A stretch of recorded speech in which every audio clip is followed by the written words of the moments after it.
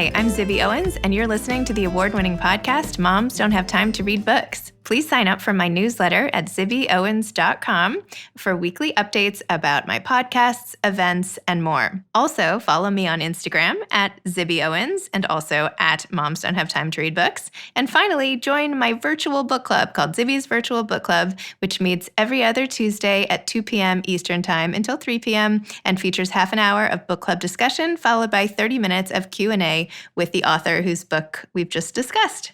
You can sign up on my website, zibbyowens.com, under the virtual book club section, or even on Instagram under the link in my bio. I hope you'll find me in all these different channels and enjoy this podcast. Hi, everybody. So today, the sponsor for my podcast is my other podcast.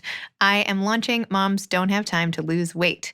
It launched Monday, October 12th. And hopefully it'll stick around for a long time. It features women talking to other women about their journeys of their bodies and getting tips and commiseration and all the things we need so that we don't feel alone in trying to make our bodies feel better tomorrow than they do today. So check out Moms Don't Have Time to Lose Weight. And it's also a community now on Instagram at Moms Don't Have Time to Lose Weight. So if you fall into that category like I do and so many of us, come join us. The door is open. The last author in my children's book blast is Eva Chen. I'm saving the best for last because she is absolutely sensational and you will adore her when you hear this episode. Eva Chen is a New York City native who despises writing about herself in the third person in a biography. This is funny because I read like a zillion bios and that makes me laugh. Anyway, she has worked as an editor and writer at Elle, Teen Vogue, Wall Street Journal Magazine, and Vogue China. She was the editor-in-chief of shopping tome Lucky, and now flexes her shopping fashion muscles as the director of fashion partnerships at Instagram. She lives in Manhattan with her husband and 2 kids. Some of her books, by the way, are A is for Awesome, 23 Iconic Women Who Changed the World, Juno Valentine and the Magical Shoes, Juno Valentine and the Fantastic Fashion Adventure, 321 Awesome, 20 Fearless Women Who Dared to Be Different. And now her latest book, which we're discussing today, is ROXY, The Last UNISAURUS Rex. Enjoy. Welcome, Eva. Thank you so much for coming on Moms Don't Have Time to Read Books. Thank you. Thank you for having me. I am super in awe of your rainbow stacks behind you. Thank you. Yes, they're all over. This is my pride and joy. Yeah, they go all the way up. Your library, you have like the dream state of like a library. Yes. I actually just on Instagram the other day, I posted, I was like, I don't buy shoes, I buy books because you're like all about fashion and I am not. I'm like, that's not my strong suit, but books is like my addiction. The only thing you need to make that library even more perfect is a ladder, like in Beauty and the Beast when Belle like swings with her arm, the scene I'm talking about. Actually, growing up and still in my mother's apartment, she has like a library that's like kind of a maroony color and she has a ladder. Yeah. In fact, it actually does this weird thing where it like folds up, like it's like an antique. I can't, anyway. So yeah. I don't know if I could go there, but I think you should just embrace the Beauty and the Beast life and get a library ladder. That I truly dream of having like a floor to ceiling library with like a ladder, but with 2 very young children, 3 and 5. It's not good to have ladders just hanging out. I have 4 children and my youngest is 5 and he likes to climb up this chair and try to like grab books all the way at the top when I'm on Zoom. So yeah. My son does that too. Like I'll turn around and he will literally somehow be at the top of a bookshelf, but there's no like climbing surfaces. He literally like Spider-Man scales the bookshelves and it's constantly stressful. I'm always like, where is he? Yeah. Like what's going on? And one of the characters in my first book series, Juno Valentine, is named Finn Valentine. And he's just like always getting into trouble. And he was a little bit inspired by my 3-year-old son. There's no lack of material when you have little kids. I feel like every day I'm like, this could be a book, that could be a book. Really like a zoo. It's a constant like circus, zoo, like anything chaotic. It's 2020 chaos. Yeah. Chaos squared or something. So you have had this whole fashion career. You were the editor-in-chief of Lucky, which is so cool. I love that bag. In fact, I went to some event once a while ago and they gave out these free Lucky totes. And I used it all the time. It had like pink letters on a white tote. This is like ages ago. Yeah, it was like Lucky Shops. It was probably the event Lucky Shops. yeah, I don't know what it Maybe. was. Yeah. But it, you know how sometimes a tote just like makes it into your rotation for whatever reason. It's like the perfect length or weight or something. Anyway, that was my bag for a long time. Wonderful. Yeah, I was at Lucky for 2 years, and I was at a magazine called Teen Vogue before that, which is like the little sister version, like the woke little sister version of Vogue. I was there for about 7 years. And I was at Elle magazine before that. And now I'm at Instagram working on the fashion team there. But really, yeah, it's kind of been this like weird path, from, I'm a first generation American. I liked, my mom was always very fashionable, but I never thought I would end up working in fashion. And now to work in the tech world, it's like, it's all been this kind of crazy adventure that I never would have predicted. It's like a very windy path to where I am now. And now I'm writing children's books, which is like the dream in life.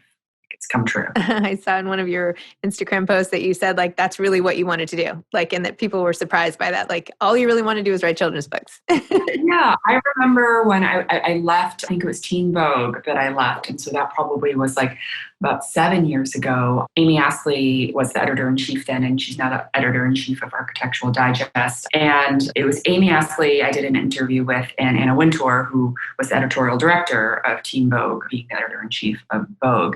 And I remember both of them were like, oh, like, tell us about your experience, and like, where do you see yourself? What is like your goal? What is like the dream? And I remember most people say something like, I want to be a stylist, or I want to be a designer, or I really want to be an artist, or design, whatever it is. And I was like, I just really want to write children's books. It's my dream. And they were both like, oh, we have not heard that one before. And yeah, so it's, I think it's because I grew up kind of feeling like, as a child of immigrants, like in this like kind of in-between state of like, I'm living in America. I'm very proud to be an American, but, I speak Chinese purely at home. Like English was not my first language and still is not my parents', primary language.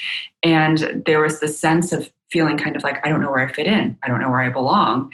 And I think that I always kind of turn to books as a place that like, they didn't know my background. I just could fit into these worlds.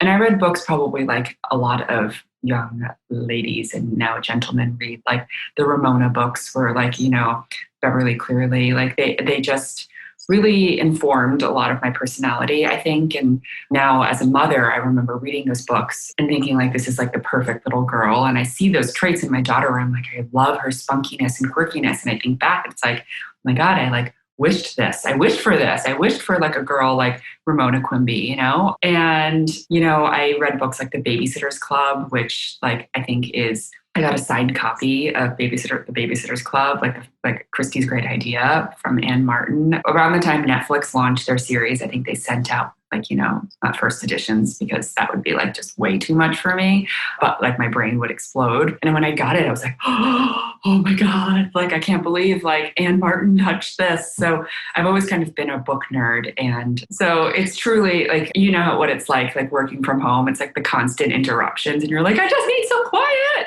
But it's truly a dream come true to be writing children's books. Sorry, Zibby, I literally talk and run on sentences. I talk a lot. So I love it. That's the whole point, is getting to know you. That's like, if you weren't talking, this would be a very awkward conversation. True. Like I am interested in what you're saying, so don't worry about it. This is great. I just want to hear. So ROXY, the last UNISAURUS, is that what it's called? The last? So amazing. Yes, the last UNISAURUS Rex. Yeah, it's my new baby. I'm very excited about ROXY. It's adorable. I love it. I love the message and the illustrations and the whole thing. It's just so cute.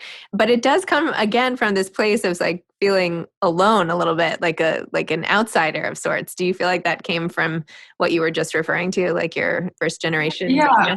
It was interesting because so I wrote ROXY when my daughter, who is now 5, almost 6, she has always loved dinosaurs, like always gravitated towards dinosaurs, would see dinosaurs on a onesie and like would be happy, plays with T-Rexes and Stegosauruses, always running into my room asking me like, have you seen the Triceratops? And I'm like, I just stepped on it. Those 3 horns, like not so comfortable on the feet. And so I really wrote ROXY because she had an incident with a friend who was like, well, don't you know that like girls don't like dinosaurs, girls like, princesses and unicorns.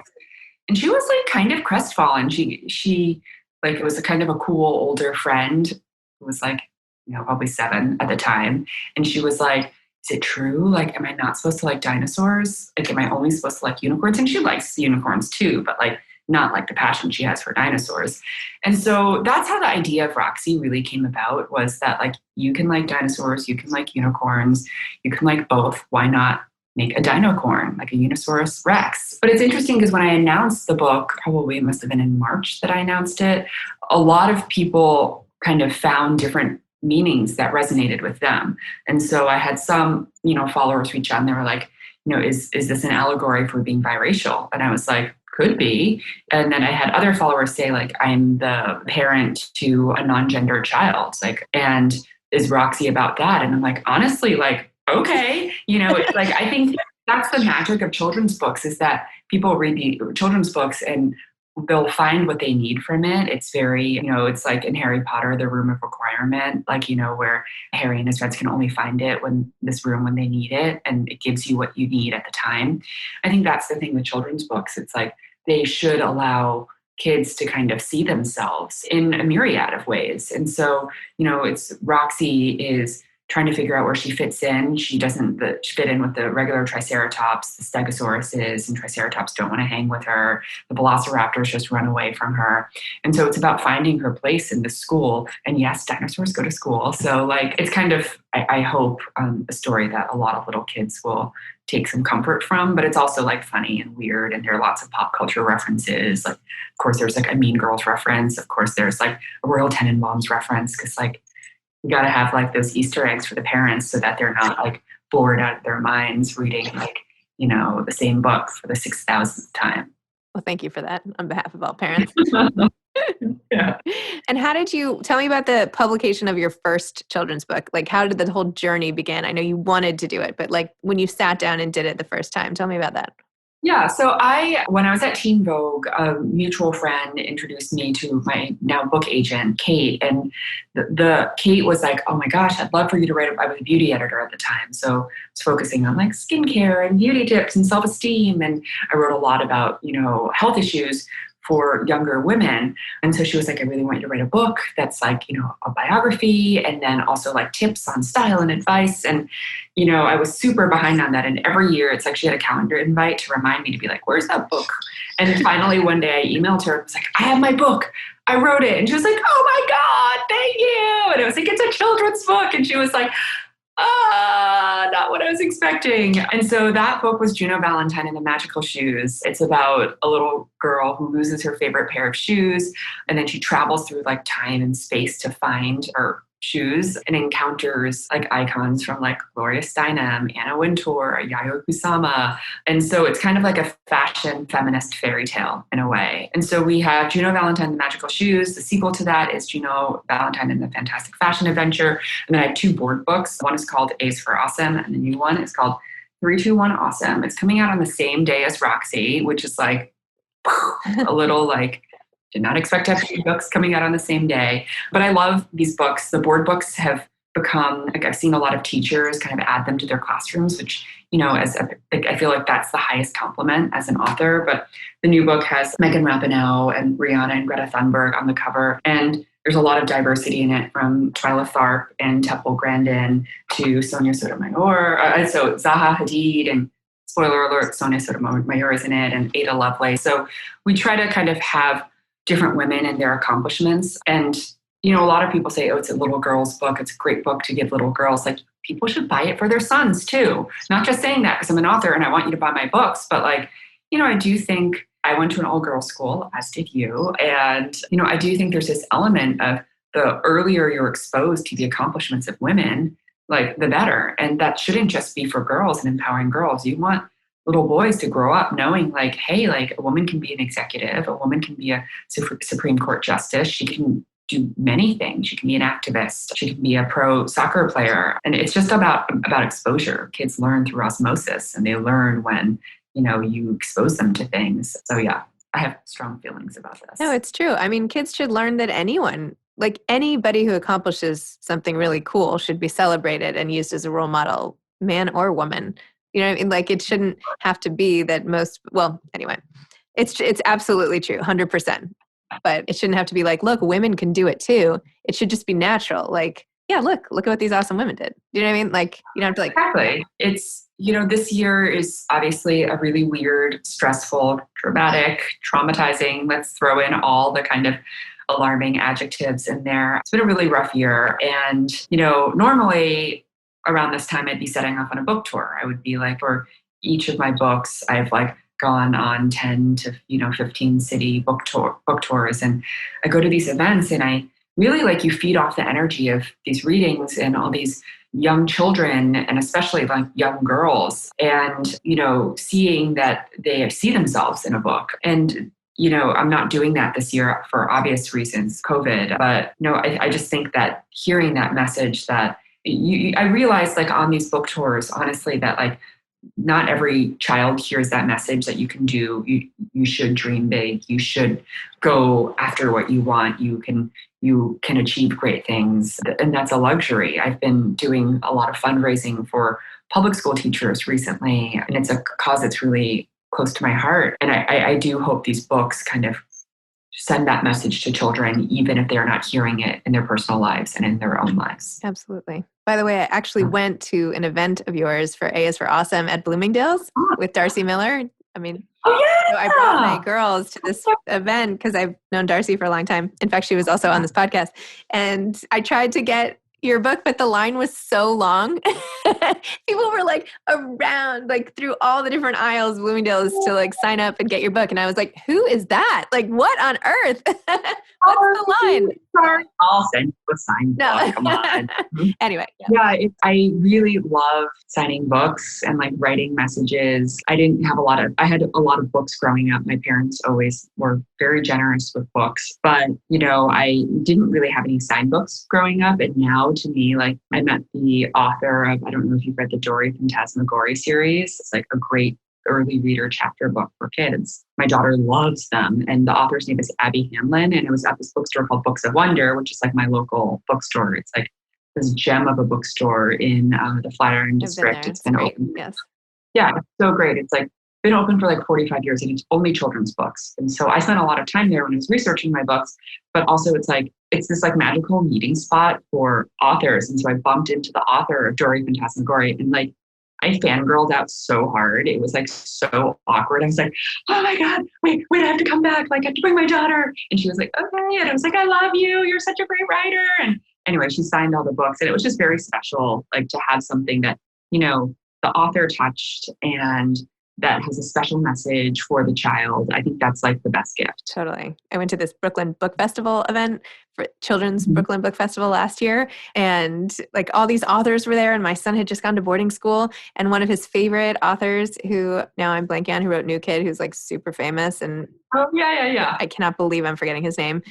Anyway, he was there, and I was like, hey, could you like sign a book? You're my son's favorite author right now, and just maybe even like, could I video a message where you're like, don't be homesick, it's all good, and so he did. I know, it was so sweet. It was amazing. And yeah, whenever like Vashti Harrison came over and like drew a little monkey for my son, and I know, I love all this stuff. I'm like so into it. I like have the coolest gig going here, I have to say. if you have like a fangirl author syndrome, as I do as well, this is like the greatest thing. I remember going to like BookCon or Book Expo, which for like the people listening is like Comic-Con, but for books. And I met Jodi Picoult, who has written, as you know, like just like reams of books. And I remember being like, oh my God, like, how do you do it? And she was like so nice. And now we're like Instagram DM friends. But like, it's always weird because I've had these like books in my homes, apartments, etc. Like, and when you meet the person behind it, it's like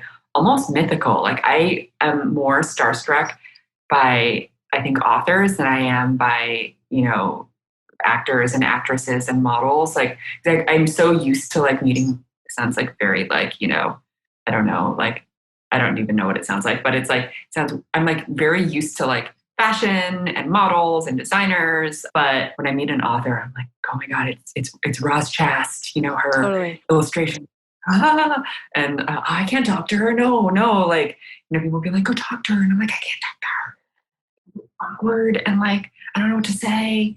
And so I am often like that. I met the author of The Day the Crayons Quit, like, which has literally been on the New York Times for like, since like 1882. It's been on the like New York Times children's books list for like ever. Oliver Jeffers is his name. And I was like super like, oh my God. And he's this like cool guy with like tattoos and like a beard, and he's Irish. And I was like, I did not know these things about you. So it's fun to put like a face to a name, like on a spine. I could not agree more. Actually, I'm interviewing him next week. Oh, great. Yeah. We share a book birthday, which is like, not going to lie, slightly daunting because it's like, so my new book, ROXY, comes out the same day. I was like, oh, what day does your book come out? And he was like, October 6th. And I was like, okay, my book is coming out the same day as literally like one of the most celebrated children's book authors like of this generation. And yeah, not sure, not that it's a competition, not sure how little Roxy has spirit. She has glitter coming out of her unicorn horn. She has a tutu. So she has a lot of things going for her too. I actually think it's a good thing because people, if they're going to go get his book somewhere, like let's say, like your book will be out on the table if people go to a bookstore right there. Like it will bring them to shopping for children's books at that moment, maybe more than on a random day. Your mouth to... Yeah, we'll see what happens. We'll see what happens. It would be amazing. But yeah, I'm excited about this book. And I think that she's like very sassy. And I think that little kids will really like her.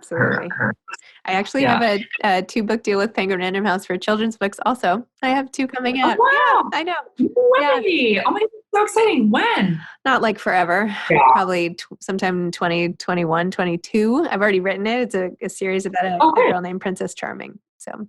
Oh my God, I love that. Children's books. I did not realize when I was going into the process that it is like long and slow. People are like, oh, it's like a 32-page, book. Like, why does it take so long? And it's like, you have no idea. Like literally, like I'm talking with my editor about like 2022, Well, it also depends, like if it's a picture book. Yours sounds like a chapter book, maybe? Picture book. Oh, it's a picture book. Okay. So it takes longer than you expect. And then all the details. Do you have the illustrator already? Yes, but she's working on something else. So, it's going to take a while. And then right now, because I'm sure by the time your book publishes, but like the COVID delays have been significant. I know for not this book, but the predecessor to 321 Awesome is A is for Awesome. Like A is for Awesome was like, this is like everyone's dream problem, right? But it was sold out nationally, like literally, like even Amazon was like out of stock. And I was like, how does this happen? But it took a long time even to get more because of the delays and because of COVID and the factories and whatnot. Well, sometimes being sold out makes it just, on the top of everyone's list. So yeah, it's like a hot handbag that you just want because you can't get it. Exactly. Black market for A is for Awesome is starting. Yeah. I know we're almost out of time, but I have to add, 2 more things. One, I wanted to know if you had advice for aspiring authors, but I also have to just hear a little bit about what it's like being head of fashion at Instagram and what that even means. That is such a cool job. Yeah. Okay. Advice for aspiring authors. Number 1, as I was saying earlier, it's like it takes a lot. It's longer and more complex than you think. For children's book authors, I would try to write from the point of view from 2 point of views, like the 6-year-old or 7-year-old that's hearing it or reading it themselves.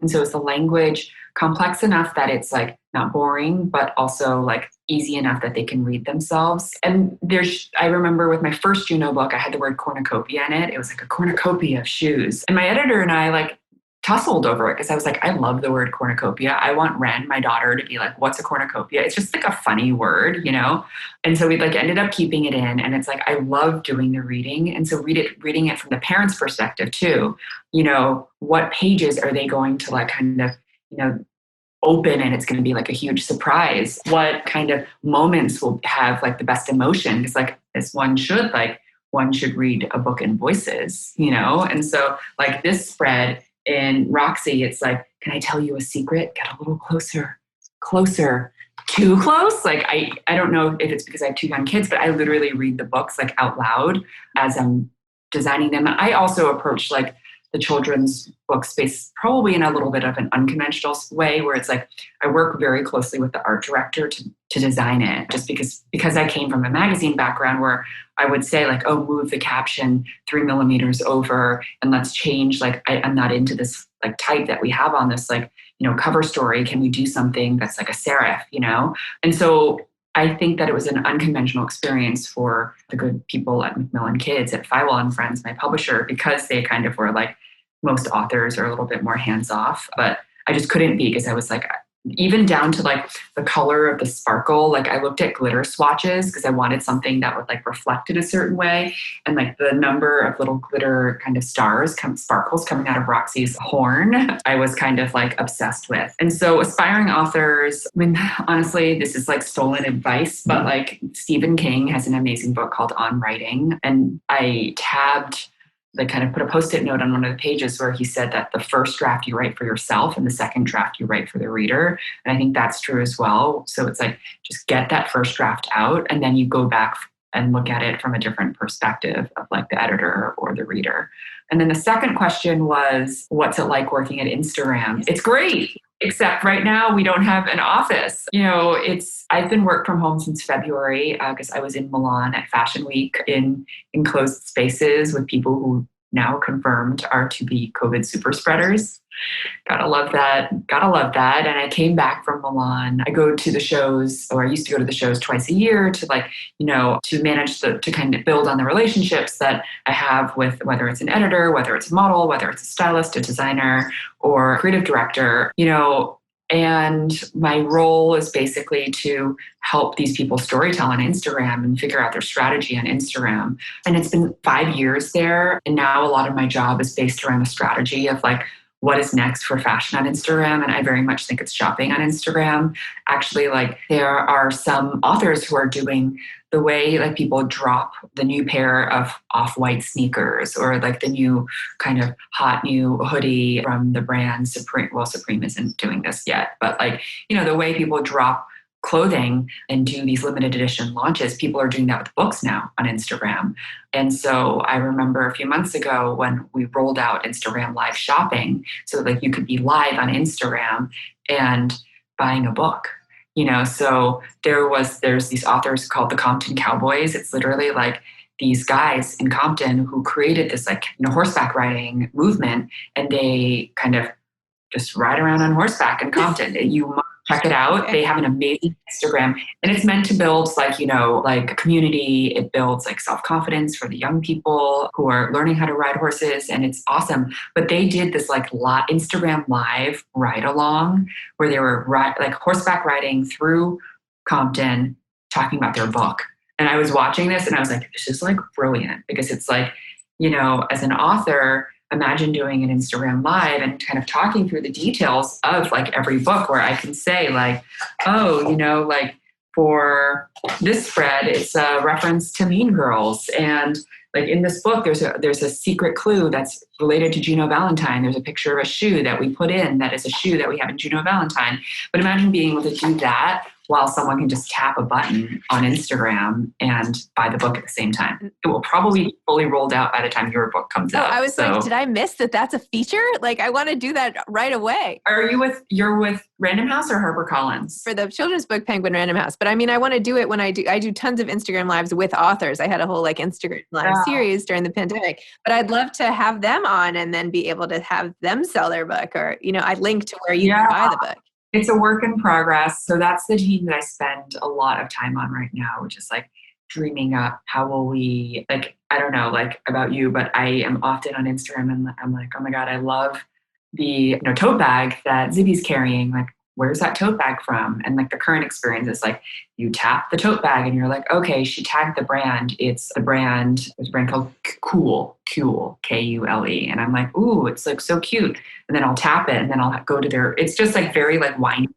And so I think that what people really want is like to tap it and to see it, tap it and just like buy it. Like if I see the pillow that you post on your Instagram in your library, like just to be like, ooh, I love it, and just like pick it up and buy it. So that's what we're working on now. That's so cool. It's like really fun. But that's like a full-time job, obviously. And then like at night, like, right now I'm working from home. So if I have like a 15-minute break between like video conferences, I run like the 2 blocks to Books of Wonder. I grab a stack of books because I personalize there like literally 3 times a week. And then I'll like run home with a stack of books. And then I'm like signing these books and then I like run back, or I'll give them to my husband and be like, go. And I spend nights kind of doing the book stuff. It's like, I don't know, as a mom, like you learn to like kind of divide your time very carefully. And I think that's how I've been able to write, I guess, like 6 books, working on a 7th, like by now, while having an extremely full-time job. Wow. Yeah. It's like what you said before. Didn't you say this before? Give a busy person something to do? Or no, somebody else said that. Or whatever. It's an expression, but it's true. You know what? Like I actually would take that expression to another level and say, like, if you need something done, give it to a mom. Like it's not even a busy person, give it to a mom. Because literally the mom's going to be like, I don't have patience for this. Like, boom, get it done. Or the mom will be like, that's not important. Like, we're not going to do that. I love that. It's so true. Yeah. It's like, do I need to label every like folder for my child's like Zoom school? No. Are you kidding? No. Yeah. Can I literally like scroll? Well, someone asked me on my Instagram, someone was like, what are your top tips for organization of the child's work from home space? I'm like, dude, literally like, box of crayons, some paper, and like the laptop. Like I am not gonna, like they were like, how do you color code the folders for her different assignments? And I'm like, I'm not doing that. Sorry. No. Not important. No. Just like as long as we do the assignments, that's all we need. Yeah. Maybe one giant binder for everything if we're lucky. And I can find the whole binder. Yeah, we went to the Container Store. Well, my kids are younger, but like we went to the Container Store and they had these like big bins and like neon colors. And I was like, you get to choose a bin. It was like $2. Yeah. And I was like, choose some stickers. And she was like, oh, and I was like, yes, school's so exciting on the computer. It's so great on the computer. So yeah, it's like you got to drum up that excitement and hype them up. And stickers in a big pink tub will do that. It'll do it. It'll do the trick. Amazing. That'll do it.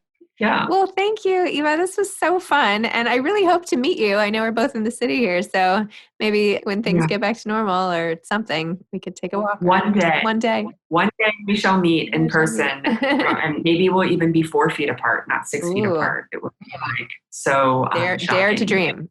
Yeah. Dare to dream. Exactly. It was so nice to meet you again. Congrats again on ROXY and best of luck with the launch. And I hope this helps you. Anything book-wise or as you embark on your own book journey, let me know. I'm happy to help. Thank you. I really appreciate it. Okay. Have a great day. Bye. Thanks for listening to day 5 of the Children's Book Blast. And thank you for anybody who's listened to all of these episodes. I hope there are people out there who have heard them all because they're all fantastic. So this concludes the week of the Children's Book Blast, and look forward to more awesome author interviews next week and every week thereafter until who knows. Thanks for tuning in. Bye.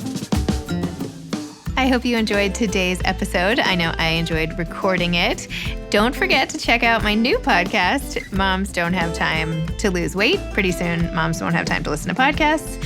And check out the Instagram community that goes along with it. And if you would like to join, please request to join. It's for anyone who wants to feel better in their body tomorrow than they do today. And it's a supportive group of like-minded souls who just need the community to achieve their goals. Moms Don't Have Time to Lose Weight. Thanks for listening to this episode of Moms Don't Have Time to Read Books. Don't forget to follow me on Instagram at Zibby Owens and at Moms Don't Have Time to Read Books. Also sign up for my newsletter at zibbyowens.com and sign up for my virtual book club and meet lots of authors on Zoom every other week. Thanks so much to Steve and Ryan at Texture Sound for the sound editing. And thank you to Morning Moon Productions for providing this fantastic intro and outro music.